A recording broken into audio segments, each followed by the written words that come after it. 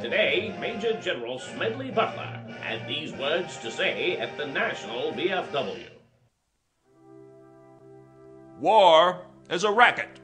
It always has been. It is possibly the oldest, easily the most profitable, surely the most vicious. It is international in scope. It is the only one in which the profits are reckoned in dollars and the losses in lives. There are only two things we should fight for. One is the defense of our homes, and the other is the Bill of Rights. War for any other reason is simply a racket. It may seem odd for me, a military man, to adopt such a comparison. Truthfulness compels me to. I spent 33 years and 4 months in active military service as a member of this country's most agile military force, the Marine Corps. I served in all commissioned ranks from second lieutenant to major general. And during that period, I spent most of my time being a high-class muscle man for big business, for Wall Street, and for the bankers. I suspected I was just part of a racket at the time. Now I am sure of it. I helped make Mexico safe for American oil interests in 1914. I helped make Haiti and Cuba a decent place for the National Citibank boys. I helped in the raping of half a dozen Central American republics for the benefits of Wall Street. I helped purify Nicaragua for the International Banking House of Brown Brothers in 1910. I brought light to the Dominican Republic for American sugar interests in 1916. In China, I helped to see to it that Standard Oil went its way unmolested. Looking back on it, I feel I could have given Al Capone a few tips. The best he could do was operate his racket in 3 districts. I operated on 3 continents. A racket is best described, I believe, as something that is not what it seems to the majority of the people. Only a small, inside group knows what it is about. It is conducted for the benefit of the very few at the expense of the very many. In the World War, a mere handful garnered the profits of the conflict. At least 21,000 new millionaires and billionaires were made in the United States during the World War. How many of these war millionaires shouldered a rifle? How many of them dug a trench? How many of them knew what it meant to go hungry in a rat-infested dugout? How many of them spent sleepless, frightened nights ducking shells and shrapnel and machine gun bullets? Out of war, nations acquire additional territory if they are victorious. They just take it.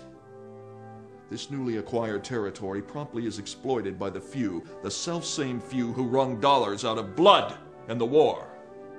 The general public shoulders the bill. It would have been far cheaper and safer for the average American who pays the bills to stay out of foreign entanglements.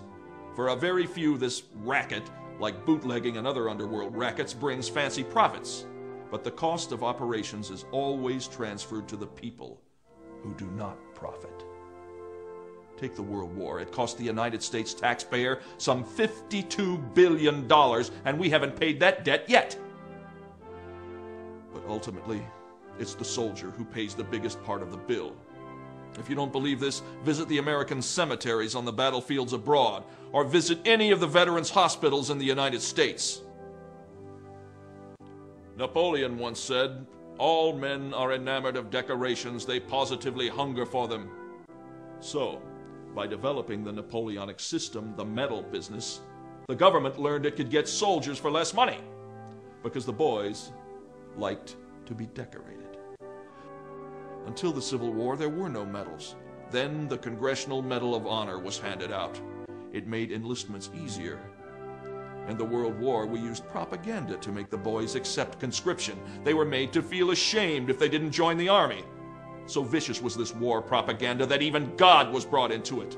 With few exceptions, our clergymen joined in the clamor to kill, kill, kill. To kill the Germans. God is on our side. It is His will that the Germans be killed. And in Germany, the good pastors called upon the Germans to kill the Allies, to please the same God. Beautiful ideals were painted for our boys who were sent out to die.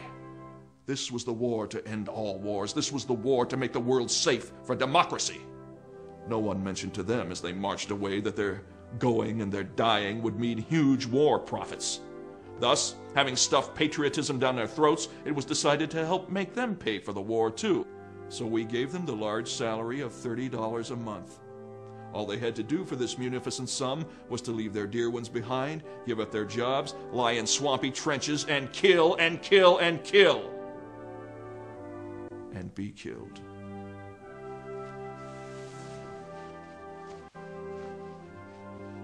Well, war is a racket, all right. And the only way to smash this racket is to conscript capital, industry, and labor before the nation's manhood can be conscripted. Let all the officers, directors, high-powered executives, all the workers, managers, bankers, and yes, all the generals, admirals, officers, and all politicians, all government office holders, everyone in the nation be restricted to a total monthly income not to exceed that paid to the soldier. Why shouldn't they? They aren't running any risk of being killed or having their bodies mangled or their minds shattered. The soldiers are. Give capital, industry, and labor 30 days to think it over, and I think you will find by that time there will be no war. Another step necessary in the fight to smash the war racket is the limited plebiscite to determine whether a war should be declared. A plebiscite not of all the voters, but merely of those who would be called upon to do the fighting and dying. There wouldn't be very much sense in having the president of a munitions factory, or the head of an international banking firm, or the manager of a uniform manufacturing plant, all of whom see visions of tremendous profits in the event of war, voting on whether the nation should go to war or not. They never would be called upon to shoulder arms. Only those who would be called upon to risk their lives for their country should have the privilege of voting to determine whether the nation should go to war. That would smash the war racket. That and nothing else. The next war, according to experts, will be fought not with battleships, not by artillery, not with rifles, and not with machine guns. It will be fought with deadly chemicals and gases. But victory or defeat will be determined by the skill and ingenuity of our scientists. If we put them to work making poison gas and more fiendish mechanical and explosive instruments of destruction, they will have no time for the constructive job of building a greater prosperity for all peoples. By putting them to this useful job, we can all make more money out of peace than we can out of war. So, I say, to hell with war!